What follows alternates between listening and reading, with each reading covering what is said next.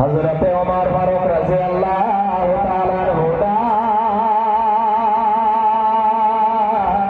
দিয়া বলছেন, গো সাহাবা, এ সাহাবা শুনে